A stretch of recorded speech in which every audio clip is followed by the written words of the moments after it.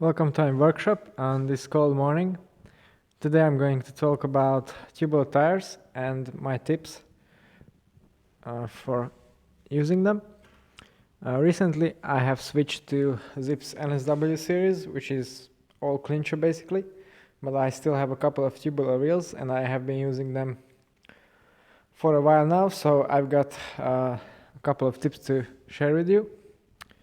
Today I'm gluing a new tire on my 303 tubular front wheel. My first tip would be stretching the tubular tire before you install it. This is quite soft now, but I've had it inflated on maximum pressure for around half a day yesterday, and of course on a dry rim that has not been glued up yet.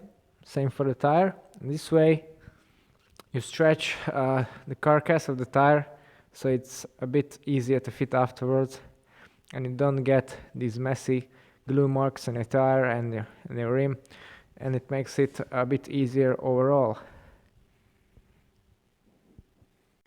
My second tip is about the glue itself. First, always use designated tubular glue or mastic in this case. It's not because other types of glue wouldn't work or wouldn't hold the tire against your rim properly. It's just first, ease of installation, because once you have the glue on your tire bed, you have to live with it, and the mastic is designed to, well, you can remove it easily and it doesn't matter if you leave it on. It doesn't damage the resin of your rim, nor does it damage the tire itself. So that's an important aspect. And then another tip, for first I started using these big tins of mastic, which are a bit better value, to be honest, but they're a bit of a mess to work with because the glue in them, if you open it, it starts to get a bit thicker over time, even if you seal it properly.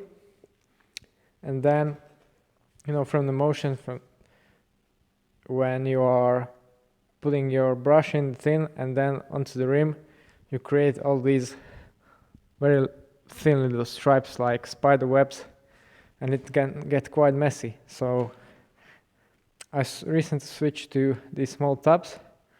They're a bit more expensive, but you can buy them in a tub like this, and what you can do is hold this one with one hand and then brush with the other and just quickly spread it onto the rim.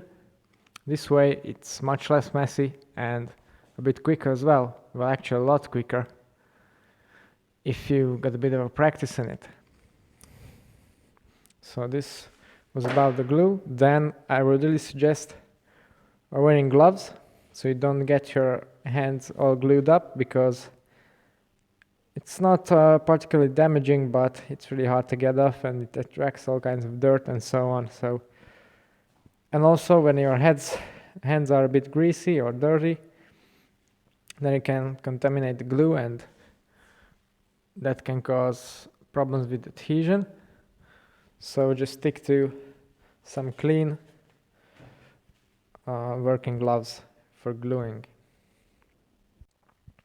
Okay, now I have my tubular tire glued to my Zip 303 front wheel and it's ready to ride, all dried up.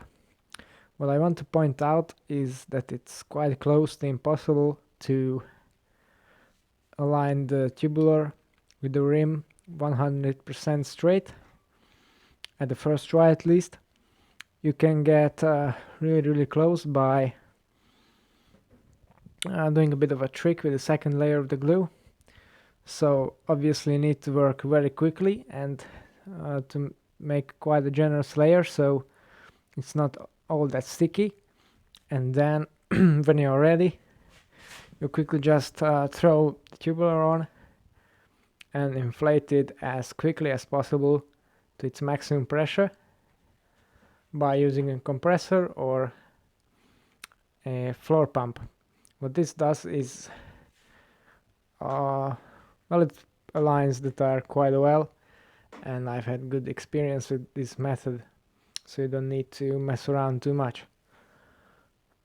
Well, I also wanted to point out, maybe I should have done this at the beginning of the video, if you plan on running tubular tires regularly or you have multiple wheels, you should always have plenty of glue to spare, because you never know when you're gonna need it. You get a puncture or anything. You definitely need to have enough, because you're not going anywhere on a half glued wheel. Then I will also suggest having 1 or 2 spare tubulars at least. I had one, I've used it up on this one because I got a puncture, so I need to order some more. But it saves a lot of hassle. If you plan on training every day, you definitely need to have some as backups, because, well, you don't get punctures all that often with tubulars, but when you do, it's a bit of a hassle and you need to be prepared. One more tiny tip here with the valve extenders: make sure you mount them correctly and you choose the correct size before you install the tubular, because if you have a deep section rim like this and you put it on and glue it on, you just can't really mess around with it too much anymore, because if you don't tighten it properly, it's gonna leak, and then that means you have to re-glue the tire. But what I meant to say is, you should get this right on the first time, because once the tire is glued on, you can undo this, yes, but there's no way you can properly tighten it so it's airtight when it's on. So that's another tiny tip there. When choosing the tubular tire width itself, well, it's a bit different from clinchers, because with clinchers the tire width, the final one when you inflate it on your rim, is largely dependent on the inner width of your rim. With the tubular, it's a closed system, so basically that means whatever rim you put it on, it's gonna be 25 or 23 depending on what's the branding. This one's 25 actually. Yeah, it's on the other side. I don't know about other tubulars.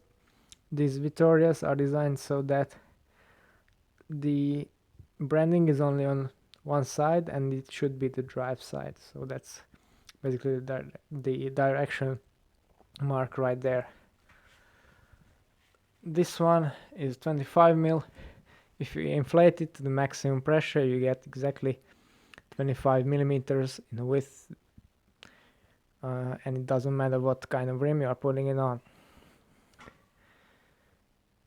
Okay, so these were my tips about using tubular tires and living with them on a day-to-day basis. I only have 2 tubular wheel sets now. This is 303, and of course the dash time trial set. This is a super light 60 mil front wheel. In this bag I have its spare, the even lighter disc, the Gretchen 25 discs, and the rest of them are clinchers now. Tubulars have their advantages compared to clinchers for sure.